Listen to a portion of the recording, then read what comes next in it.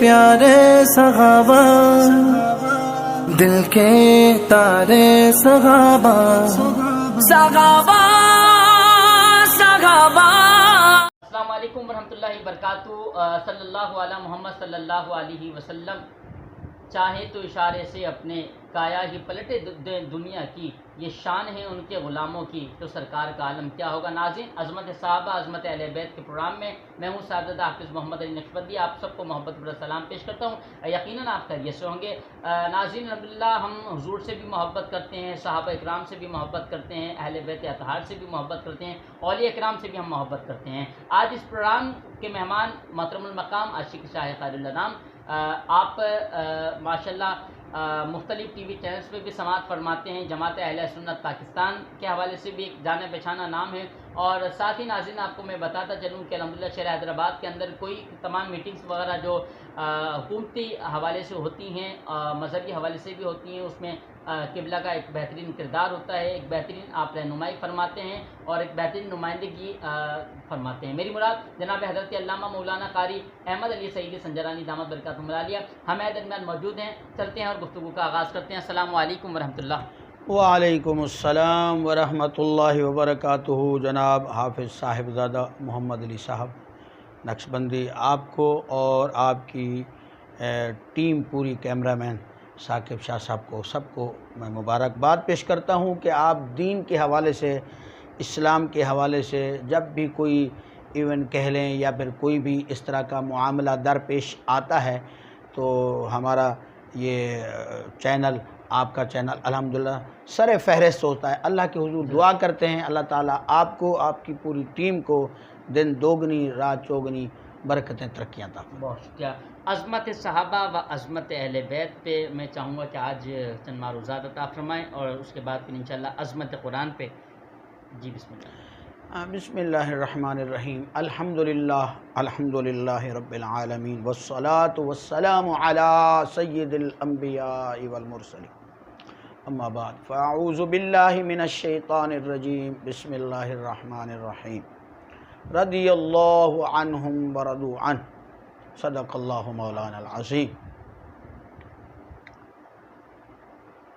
حضرات محترم، اللہ رب العزت نے اپنے مقدس کلام میں اصحاب کبار، شہزادگان اہل بیت و اطہار کا مقام اس محبت کے ساتھ بیان فرمایا کہ اگر اس کی گہرائی میں کوئی جائے، صدیاں بیت جائیں بیان کرتے کرتے، مگر وہ حقیقت، وہ گہرائی آدمی اس تک رسائی حاصل نہ کر سکے۔ اتنا اللہ نے اس جماعت کو اپنی محبت اور اپنے پیار سے منسوب فرمایا۔ مثلا رضی اللہ عنہم ورضوا عنہ، اللہ رب العزت فرما رہا ہے کہ میں رب ان سے راضی، یہ مجھ سے راضی۔ سبحان اللہ۔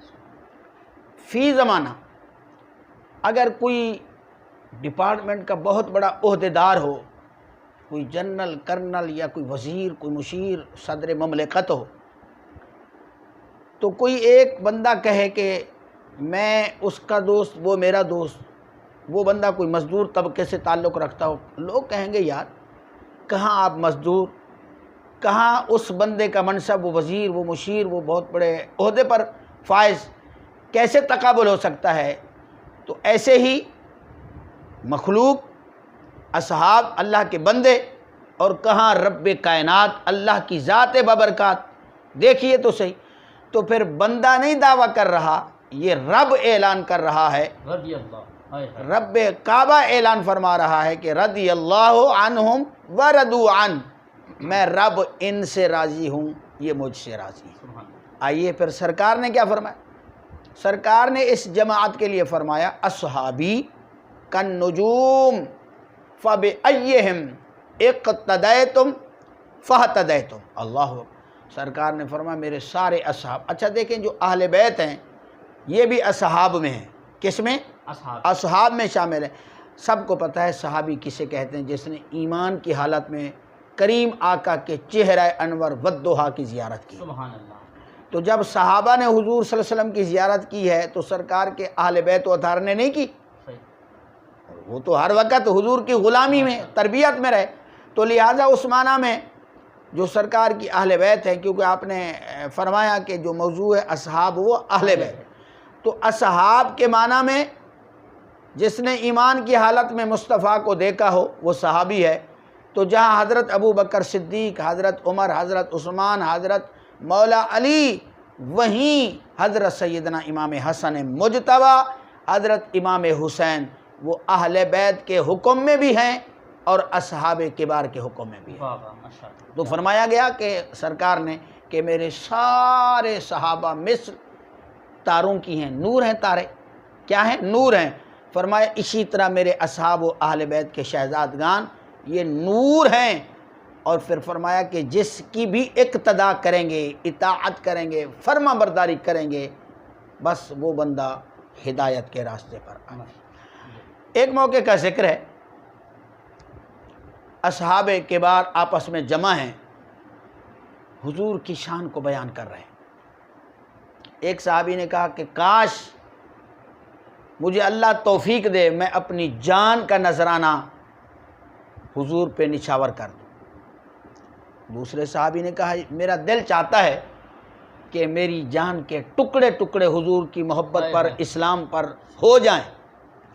بات چلتی رہی، ہر ایک نے اپنی اپنی ایک خواہش کا اظہار کیا۔ جب باری آئی حضرت ابو بکر صدیق، سبحان اللہ، تو حضرت ابو بکر صدیق نے جواب دیا کہ آپ لوگوں نے ایک ایک خواہش کا اظہار کیا، میری 3 خواہشیں۔ سبحان اللہ، کتنی؟ 3۔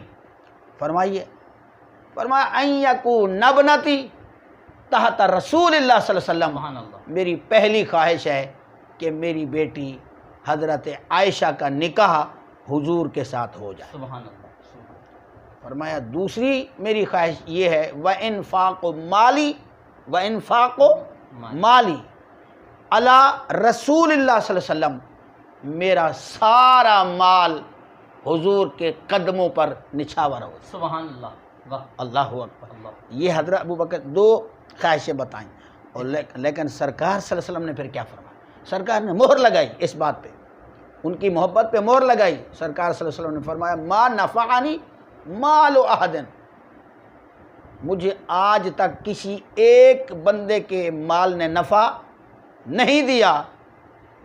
تو آقا کسی نے دیا؟ فرمایا ما نفعنی مال ابی بکر، جتنا حضرت ابو بکر صدیق کے مال نے مجھے نفع دیا۔ سبحان اللہ، کیا یعنی بات، دین کے کام میں کسی اور کے اتنا نفع نہیں دیا دین کو کسی کے مال پیسے نے جتنا حضرت ابو بکر صدیق نے۔ جب حضرت ابو بکر، توجہ، حضرت ابو بکر صدیق کو پتہ چلا کہ میرے مال کے لیے سرکار نے محبت کا اظہار فرمایا ہے کہ مجھے ابو بکر صدیق کے مال نے سب سے زیادہ نفع، پتہ چلا، روتے ہوئے حضور کے بارگاہ میں، آقا آپ نے ایسے فرمایا ہے، آپ نے ایسے فرمایا ہے کہ میرے مال نے آپ کو نفع؟ سرکار نے فرمایا نعم، جی ہاں۔ اللہ اکبر، رو گئے، تڑپ گئے۔ آقا آپ نے فرمایا ابو بکر کے مال نے مجھے، حال انا و مالی الا لک یا رسول اللہ صلی اللہ علیہ وسلم، کیا میرا مال اور میں ہم آپ کے نہیں ہیں؟ سرکار نے فرمایا نعم، ہاں ایسے ہی ہے، آپ اور آپ کا مال میرا ہی ہے۔ تو وہ پھر حضرت ابو بکر نے جواب دیا پھر بھلے میرا نام ہو یا نہ ہو، اعلان ہو یا نہ ہو، آقا بس آپ مجھے بھی قبول کر لیں، میرے مال کو بھی قبول فرمائیں۔ واہ واہ، سبحان اللہ، آخری تیسری خواہش، حضرت ابوبکر صدیق جو صحابہ میں بات بولے میری تیسری خواہش یہ ہے ان نظر الی وجہ رسول اللہ صلی اللہ علیہ وسلم، کہ حضور کا چہرہ والدعا ہو اور میری آنکھیں ہوں، بس میں حضور کو دیکھتا رہوں، حضور کو دیکھتا رہوں۔ اللہ اکبر۔ حضرات ذوالفقار اسی طرح بہت سارے اصحاب کبار علیہم الرضوان، ان کی شانیں ملتی۔ آئیے پھر اہل بیت کی بات، اہل بیت کی شان کو ہم تو الحمدللہ، ہم تو حضور کی اہل بیت پہ نسل در نسل بکے ہوئے ہیں، غلام ہیں۔ ارے ہم نہیں، شیخ سعدی سے پوچھی، اتنا شیخ سعدی وہ ہیں جن کی لکھی گئی کتب ہمارے احناف بزرگوں نے، اسلاف نے اپنے مدارس میں جو درس نظامی کی کتب ہیں تو ان کی لکھی ہوئی فارسی کتابیں کلام انہوں نے درس نظامی کا حصہ بنایا، اس کو شامل کیا۔ تو میں اسی شیخ سعدی رحمۃ اللہ علیہ کا کلام محبت اہل بیت میں، جو الحمدللہ میں اکثر و بیش 5 وقتہ نماز جماعت کی دعا میں، اجتماعی دعا میں یہ میں اشعار پڑھتا ہوں، میں ابھی پڑھ دیتا ہوں۔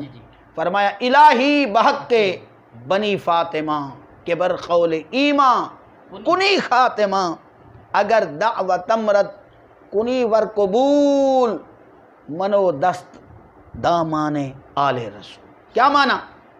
اللہ اکبر۔ شیخ سعدی کیا بات، الہی اے اللہ میں تیری بارگاہ میں التجا کرتا ہوں کہ میرا خاتمہ ایمان فرمانا بواسطہ اولاد اہل بیت، یعنی حضور صلی اللہ علیہ وسلم کی اہل بیت کا صدقہ واسطہ وسیلہ ہمارا خاتمہ ایمان پہ رکھنا۔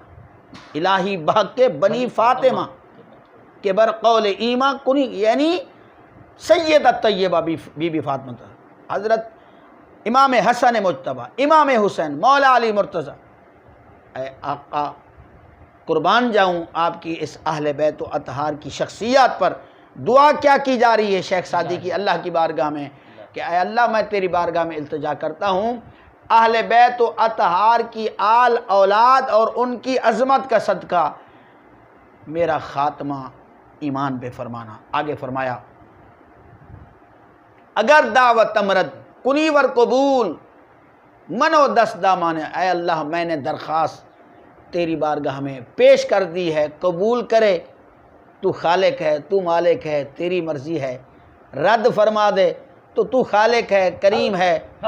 ہم نے درخواست دے دی، پھر مچل گئے، عرض کرتے ہیں اے اللہ میں آپ کی بارگاہ میں جو مانگ رہا ہوں میں کوئی کنگلا ہو کے نہیں، میں دامن اہل بیت تھام کر تیری بارگاہ میں التجا کر رہا ہوں، دعا مانگ رہا ہوں خاتمہ ایمان کی اور دعا کی۔ اے اللہ میں کنگلا ہو کے نہیں، دامن اہل بیت کو تھام کر مانگ رہا ہوں، میں دیکھنا چاہتا ہوں، دیکھتا ہوں کہ تو میری اوقات کو دیکھتا ہے یا ذات اہل بیت کو دیکھتا ہے۔ آپ میری دعا۔ تو حضرات ذی وقار اہل بیت و اطہار کا بھی بہت بڑا مقام ہے، یقین جانیے کہ رب نے ان کی پاکی کا، چادر تطہیر کا ذکر اللہ نے قرآن کریم میں فرمایا۔ سیدہ طیبہ بی بی فاطمہ الزہرا رضی اللہ عنہا السلام اللہ علیہ بڑا مقام رکھتی ہیں، بہت بڑا مقام رکھتی ہیں۔ آپ یہ دیکھیے سرکار صلی اللہ علیہ وسلم جب کہیں سفر میں جاتے تو سب سے مصافحہ کرتے کرتے آخر میں سیدہ طیبہ اپنی نور نظر لخت جگر ان سے جب مصافحہ فرما لیتے پھر کسی سے نہ فرماتے، بس اب انتہا ہو گئی۔ ہاں جب سفر سے واپس تشریف لاتے تو سب سے پہلے اماں سیدہ طیبہ بی بی فاطمہ الزہرا سے مصافحہ، یہ ان کی۔ حضرات ذی وقار صحابہ بھی شان کے لائق ہیں اور اہل بیت و اطہار بھی، شہزادگان رسول صلی اللہ علیہ وسلم بھی شان کے۔ اعلیٰ حضرت نے دونوں کی شان کو بیان کرتے ہوئے فرمایا کہ اہل سنت کا ہے بیڑا پار، اصحاب حضور نجم ہیں اور ناؤ ہے اطرت رسول اللہ۔ جزاک اللہ، بہت شکریہ حضرت، آپ نے اپنے قیمتی وقت میں سے ہمیں ٹائم عطا فرمایا، بہت پیاری بہت عمدہ گفتگو فرمائے۔ ناظرین کل نئے مہمان نئے موضوع کے ساتھ حاضر ہوں گے، اجازت دیجیے، السلام علیکم ورحمۃ اللہ۔ پاکستان زندہ باد۔